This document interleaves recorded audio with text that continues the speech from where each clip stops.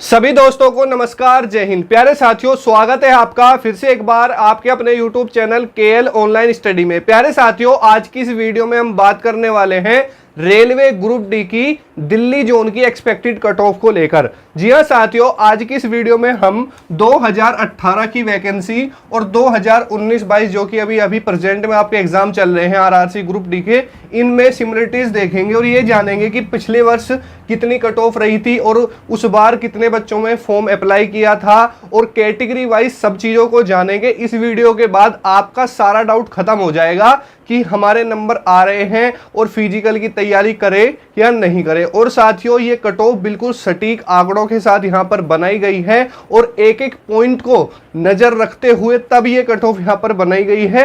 तो हम आशा कर सकते हैं और आप हम पे विश्वास कर सकते हैं कि 99.9% आपकी यही कट ऑफ रहने वाली है। तो वीडियो को कंप्लीट देखना। उससे पहले दोस्तों, यदि आप हमारे चैनल पर नए हैं तो चैनल को सब्सक्राइब कर लेना और प्रेस कर लेना बेल आइकन को, जिससे आपको रेलवे से जुड़ी हुई पल पल की खबरें टाइम से मिलती रहें। ठीक है, तो प्यारे साथियों देखो, अगर हम सबसे पहले बात करें 2018 की वैकेंसी की, जिसमें लगभग 62,000 आपकी पोस्ट थी। ठीक है, तो वहां पर जो आपका एनआर था दिल्ली जोन, ठीक है, वहां पर जो आपकी वैकेंसीज थी एनआर में कितनी थी दोस्तों? 7,832। ठीक है, आप चंडीगढ़ भी मान सकते हैं, एनआर में आती है ये दोनों ही। ठीक है, तो टोटल वैकेंसी 2018 के दौरान 7,832 थी, जिसमें जनरल की वैकेंसी कितनी थी?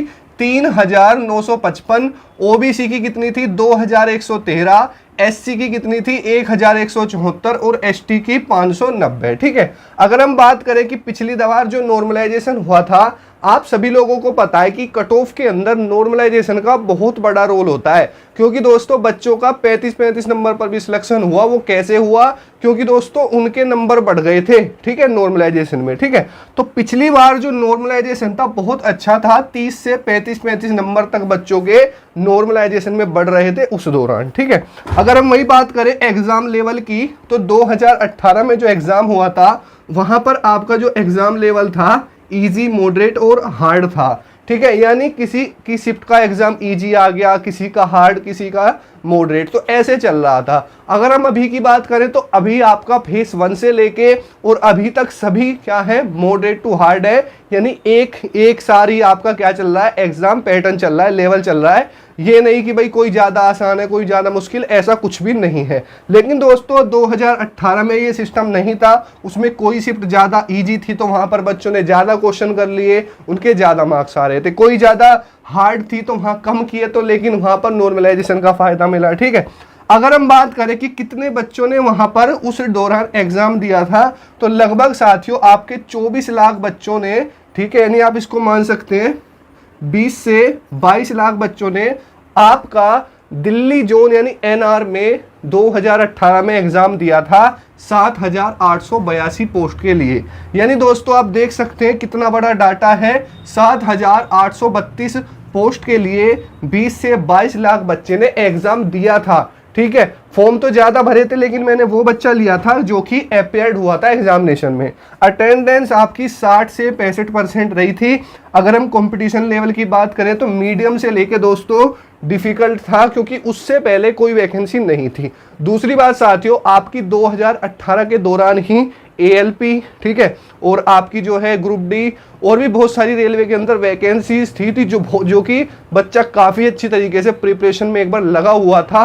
और उससे पहले रेलवे ग्रुप डी की वैकेंसी बहुत पहले आई थी, लेकिन इतनी नहीं आई थी, आप सभी को पता है। तो भाई 2018 में जो कंपटीशन था ना, वो अगर हम अब की बात करें तो अब से तो बहुत ज़्यादा था। ये तो आपको भी पता है, क्योंकि उस दौरान बहुत सारा ऐसा बच्चा था जो कि सेलेक्ट नहीं था और नौकरी की तलाश में था। देखो है बच्चा अभी भी, लेकिन जो बच्चा होता है ना तैयारी का हमेशा किसी बच्चे की जो तैयारी है इक्वल नहीं रहती, कभी कम होती है, कभी ज़्यादा, कभी वो ज़्यादा अच्छा हो जाता है। तो लेकिन बहुत सारा बच्चा 2018 के अंदर लगभग एएलपी, आरआरसी ग्रुप डी जो कि आपकी 62,000 वाली वैकेंसी थी, तो ये सब भी बच्चा आपका 2019 में भी था। वो क्यों था? वो इसलिए था क्योंकि दोस्तों 2019 मार्च के महीने में रेलवे ग्रुप डी की 1 लाख प्लस वैकेंसी आ गई थी। जब तक रेलवे की किसी भी वैकेंसी का फाइनल रिजल्ट नहीं आया था, तो इस सभी बच्चे ने आपका इसमें भी फॉर्म भरा है। अगर देखा जाए तो 2 से 3 लाख बच्चा अभी सेलेक्ट है जो ऑन ड्यूटी कर रहा है, जिसने आपके इस वाले में भी फॉर्म भरा हुआ है।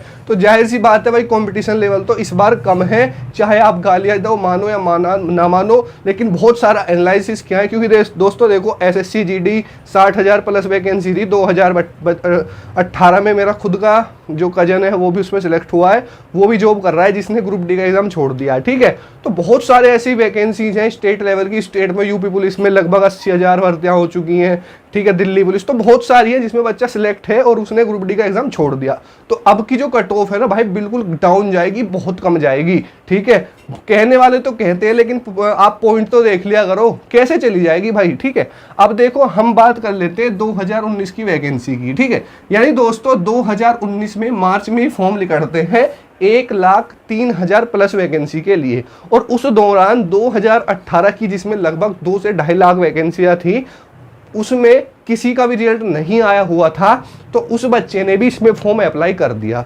अच्छी बात है, हम भी होते तो यही करते, लेकिन अब वो बच्चा सेलेक्ट हो चुका है, उसको कर दो बाहर। ठीक है, तो जब उस दौरान वो बच्चा सिलेक्ट हो गया, तो भाई फॉर्म तो मार्च में ही भरे गए हैं, तो भाई जो अच्छा बच्चा था तो उस दौरान सिलेक्ट हो गया ना। अब जिसने और फॉर्म भरे हैं, मान लो कि भाई आप बोलोगे रे उससे भी अच्छे बच्चे हैं, मैं मानता हूं हो सकते हैं, लेकिन जिस टाइम पर फॉर्म भरा गया था ना, उस टाइम पर जो बच्चा ठीक ठाक था पढ़ने वाला, वो हो चुका है सिलेक्ट। ठीक है, और दूसरी बात आप कहोगे कि सर फॉर्म तो बहुत भरे हुए हैं। देखो, फॉर्म चाहे 1 करोड़ हो, चाहे 2 करोड़, चाहे 3 करोड़, इससे फर्क नहीं पड़ता, क्योंकि दोस्तों इसमें जो क्वालिफिकेशन है वो 10th पास है। ठीक है, तो 10th पास आजकल हर कोई करता है, और 1 लाख वैकेंसी थी तो आधे से ज्यादा बच्चों ने ऐसे ही भर दिया। और आप लोगों ने तो देखा भी होगा, बच्चों को ये नहीं पता कि मेरा जोन कौन सा है, और ये भी नहीं पता कि सिलेबस में क्या है। ठीक है, तो डरने की जरूरत नहीं है, कंपटीशन बहुत कम है, बस खुद पर विश्वास रखो, हो जाएगा। अगर हम बात करें कि इस बार आपकी दिल्ली जोन यानी NR में कितनी वैकेंसियां हैं, तो लगभग 13,153 वैकेंसी है, जिसमें 5,144 जनरल। ठीक है, OBC में देखें तो 3,644 वैकेंसी OBC की हैं, और EWS उस समय पे पहली बार आया था, तो भाई इसकी कट ऑफ तो बहुत डाउन जाएगी, मुझे लगता है SC से भी कम चली जाएगी। अगर हम बात करें EWS की तो 1,317 यानी 1,317, SC की 2,017, ST की 1,031। ठीक है, बात करें नॉर्मलाइजेशन तो बिल्कुल आप बोल सकते हो नहीं है या फिर बहुत कम। भाई नॉर्मलाइजेशन कहाँ पर होता है, जहाँ पर एग्जाम लेवल में ज़्यादा उतार चढ़ाव होता है, और इस बार तो परसेंटाइल मेथड से रिजल्ट आएगा, और एग्जाम लेवल भी इक्वल है सभी शिफ्ट का। और भाई अब तो किसी को किसी शिफ्ट से मतलब है ही नहीं, अपना फेज वाइज अलग है, सब RRC अलग है। ठीक है, तो अब उसको छोड़ दीजिए, नॉर्मलाइजेशन में नहीं है, सिर्फ अपने रो मार्क्स देखिए कि हमारा कितना बन रहा है, उसी पे सिलेक्शन होगा। अगला दोस्तों एग्जाम लेवल देखें तो दोस्तों एग्जाम लेवल मॉडरेट से आपका हार्ड चल रहा है, हर शिफ्ट का शुरू से लेके और आखिरी तक यही रहेगा। एग्जाम लेवल में कोई उतार चढ़ाव नहीं है, सेम पैटर्न सेम चीजें हैं। हाँ, हो सकता है कि भाई फेज 1 वाले बच्चे ने कम अटेम्प्ट किया हो और अब का बच्चा ज्यादा कर रहा हो, उसका कारण ये है कि भाई एनालिसिस देख देख के बच्चा वही टॉपिक्स प्रिपेयर कर रहा है जो कि पूछे जा रहे हैं। लेकिन उससे कोई भी डरने की जरूरत नहीं है, क्योंकि भाई उसका कंपटीशन तो अपने बच्चों से ही है या फिर अपनी शिफ्ट वालों से ही है ना। ठीक है, समझ रहे हो, तो उससे आपको डरने की कोई जरूरत नहीं है, उससे मत डरिए। कोई कहता है ना भाई उसने तो पहली शिफ्ट में एग्जाम दिया है तो भाई उसको तो ज़्यादा फायदा हो जाएगा, ऐसा इस बार कुछ भी नहीं है। चाहे आप पहली शिफ्ट में दो चाहे सबसे लास्ट में दो, सिर्फ आप इक्वल हो और आपका अपने फेज वालों से जो है कंपटीशन है और किसी से नहीं है दोस्तों। ठीक है, तो ये बात तो छोड़ दो। टोटल फॉर्म की बात करें तो लगभग 19 लाख फॉर्म फिल हुए थे। ठीक है, आपके 13,153 वैकेंसी के लिए। उसके बाद में अगर अटेंडेंस की बात करें तो दोस्तों 40 से 45% आपकी अटेंडेंस रही थी, और फेज 3 में आपका एग्जाम हुआ था। ठीक है, इस जोन का आप सभी को पता है। और फेज 3 में आपने देखा होगा कि जो एग्जाम लेवल था वो देखो बच्चे बोल रहे कि सर फेज 3 का ज़्यादा हार्ड था, ये है। चलो हार्ड भी होगा तो देखो फेज वाइज उतार चढ़ाव हो सकता है। जैसे भाई फेज 1 का जो एग्जाम है हो सकता है फेज 2 से ज़्यादा हार्ड हो, तो उस चीज़ में फेज 2 और फेज 1 का कोई मतलब नहीं है। अगर होगा तो अपना फेज वाइज होगा। तो अगर हार्ड भी है तो बच्चों उसमें आपको डरने की क्या बात है, तो भाई वो तो आपका फेज वाइज है तो अपने फेज में आपका होगा। आपके लिए हार्ड है तो आपके सभी फेज वालों के लिए वो हार्ड होगा। ठीक है, तो ये कोई बात नहीं है, इससे कोई डरने की जरूरत नहीं है। अगर हम बात करें अटेंडेंस की तो 40 से 45% लगभग 7 से 8 लाख बच्चा एग्जाम देगा, जिसने दिया है 13,153 वैकेंसी के लिए। तो बहुत बड़ा पॉइंट समझना, यहाँ पर 2018 में 7,832 पोस्ट के लिए लगभग 20 से 22 लाख बच्चे ने एग्जाम दिया, जिसमें साथियों आपका नॉर्मलाइजेशन भी था। ठीक है, पॉइंट को समझना जो मैं आपको समझाना चाह रहा हूँ। और उस दौरान बहुत सारा बच्चा अच्छा खासा बेरोजगार था, जो कि पढ़ने में बहुत अच्छा था। इस बार वो बच्चा हो चुका है सिलेक्ट। ठीक है, आपकी जो यहाँ पर अटेंडेंस भी बहुत कम है और 13,153 यानी पहले से दुगनी वैकेंसियां हैं। नॉर्मलाइजेशन है नहीं, exam level moderate to hard है। तो भाई जो कंपटीशन बनता है वो 10 से 15% बच्चों में बनता है। अगर आप देखो तो कितना आपको देखने के लिए मिलेगा, बहुत कम साथियों। चलो हमने मान भी लिया, अगर यहाँ पर हमने मान लिया चलो 10 लाख बच्चे ने एग्जाम दिया, ठीक है, 10 से 12 लाख बच्चों ने एग्जाम दिया मान के चलो, ठीक है, चलो 12 लाख मान लिए। फिर भी दोस्तों 12 लाख यहाँ पर फॉर्म भरे हुए हैं और सीट तो देख लो कितनी है। तो दोस्तों बिल्कुल भी घबराने की जरूरत नहीं है, जितना स्कोर मैं बताऊंगा ना उतना आप देख लेना। अब दोस्तों अगर हम बात करें इतना देखने के बाद कि 2018 में क्या कट ऑफ रही थी, इतना नॉर्मलाइजेशन होने के बाद भी, तो दोस्तों जनरल की 75.07, अगर ओबीसी की बात करें तो 68.55, अगर एससी की बात करें तो 34.39, अगर एसटी की बात करें तो 55.83। ठीक है, ये आपकी दोस्तों 2018 की कट ऑफ रही थी। ठीक है, इतना सब कुछ होने के बाद में, जहां पर दोस्तों बच्चे 80 प्लस तक अटेम्प्ट कर आ रहे थे और एग्जाम का लेवल इजी तक था। सब चीजें आपके सामने हैं। वैकेंसी भी अब की बार से आधी थी। दूसरी बात, ज्यादा बच्चों ने एग्जाम दिया था, इजी लेवल था, नॉर्मलाइजेशन में इतने नंबर बढ़े थे, तो ये कट ऑफ रही थी। दूध का दूध पानी का पानी आपके सामने है। जो कह रहे हैं 65-70 कट ऑफ जाएगी, दोस्त कैसे चली जाएगी? सब चीजें देखो ना, फैक्टर देखो, कैसे चली जाएगी यार? बिल्कुल भी नहीं जाएगी। ठीक है, अब देखो अगर हम बात करें कि इस बार कितनी रहेगी, तो देखो यहाँ पर आपको आंकड़ा दिखेगा। देखो सीटों में फर्क देखो कितना है। ठीक है, सीटों में आप फर्क देख सकते हैं दोस्तों, कितना कितना आपको दिखाई देगा। ठीक है दोस्तों, इस बार ईडब्ल्यूएस की कट ऑफ बहुत डाउन जाएगी, आप देख लेना, गारंटी देता हूं 50 से कम रहेगी ईडब्ल्यूएस की इस जोन की। ठीक है, अब दोस्तों अगर हम बात करें कि इस बार जनरल कैटेगरी के लिए कितना सेफ स्कोर रहेगा, तो मेरे अकॉर्डिंग दोस्तों अगर आपका 54 से 56 के अप्रोक्स बन रहा है, ठीक है, इसमें आप +-2 करके चलना। ठीक है, तो आप इस जोन में बिल्कुल 100% सुरक्षित है और 100% सिलेक्शन होगा। दोस्त एग्जाम का लेवल आप सभी को पता है कैसा था, सिटिंग अरेंजमेंट के और बहुत सारे क्वेश्चन। भाई एक बात मैं बताऊं, ग्रुप डी का जो पहला वाला 2018 में हुआ था ना, जहां पर ये कट ऑफ गई थी, इतना सब कुछ होने के बाद में, ठीक है, इस बार बहुत फर्क है। एग्जाम लेवल भी ग्रुप डी का नहीं, बहुत अच्छे खासे। भाई जो बच्चा एनटीपीसी में सिलेक्टेड है ना, वो भी बच्चा 65-66 तक ऐसे ही क्वेश्चन कर पा रहा है, जो बच्चा एनटीपीसी में सिलेक्टेड है। ठीक है, तो आप अंदाजा लगा लेना। और आपके बोल देने से, मुंह चला देने से कुछ नहीं होता।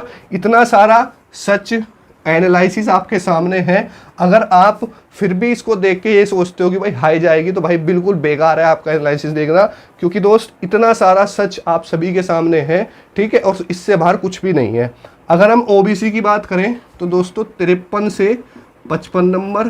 ठीक है, ईडब्ल्यूएस की बात करूं तो दोस्तों 47 से 50 नंबर। ठीक है, एससी की बात करूं देखो दोस्तों, आप ये कहोगे कि क्या सर एससी की और ईडब्ल्यूएस की कट ऑफ में आपको जो है सिमिलरिटी रहेगी, अलग अलग रहेगी? दोस्तों देखो यहाँ पर थोड़ा ध्यान दीजिए, यहाँ पर जो एससी की कट ऑफ है वो कितनी गई हुई है, 30.34 गई थी, और एसटी की कितनी गई थी, 55।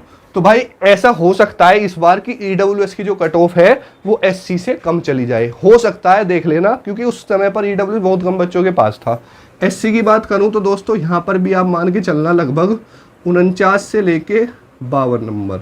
अगर एसटी में हो दोस्तों, दो एसटी में आप मान के यही चलना कि भाई 46 से लेके, ठीक है, 48 नंबर। ठीक है, ये हमारी आपके जोन के लिए कट ऑफ है। रो स्कोर है, रो मार्क्स है, जहां पर अगर आपका इतना सेफ स्कोर बन रहा है तो दोस्त आप बिल्कुल 100% सुरक्षित हो। अगर आप माने तो इसका थोड़ा आप मान सकते हैं, 48 यहाँ पर मान सकते हैं। ठीक है, इतना अगर आपका बन रहा है ना, तो अपनी शिफ्ट में और अपने बच्चों से आप कंपेयर कर लेना। दूसरी चीज़, अपनी शिफ्ट देख लेना कि हमारी शिफ्ट कैसी रही थी, आप सभी को तो पता ही है, और अपनी कैटेगरी देख लीजिए। अगर आपका इतना रो स्कोर बन रहा है ना, तो भाई फिजिकल की तैयारी शुरू कर दो, किसी की का इंतजार मत करो। ठीक है, तो दोस्तों आज का एनालाइज हमारा इतना ही। एक बार कमेंट सेक्शन में जरूर बताना कि आपको एनालिसिस कैसा लगा और साथियों आपका रो स्कोर कितना बन रहा है। साथ ही दोस्तों अगर आपका कोई डाउट है तो कमेंट जरूर करना। और दोस्तों अगर आप मुझसे बात करना चाहते हैं, आपका कोई डाउट है, तो मैं आपको इंस्टाग्राम की लिंक डिस्क्रिप्शन में दे दूंगा, आप वहां से जाकर डायरेक्ट मुझसे कॉन्टैक्ट कर सकते हैं। और जय हिंद जय साथियों, चैनल पर नए हैं तो चैनल को सब्सक्राइब जरूर कर लेना और प्रेस कर लेना बेल आइकन को, जिससे आपको आने वाली वीडियोज़ का अपडेट टाइम से मिलता रहे। तो जय हिंद, वंदे मातरम।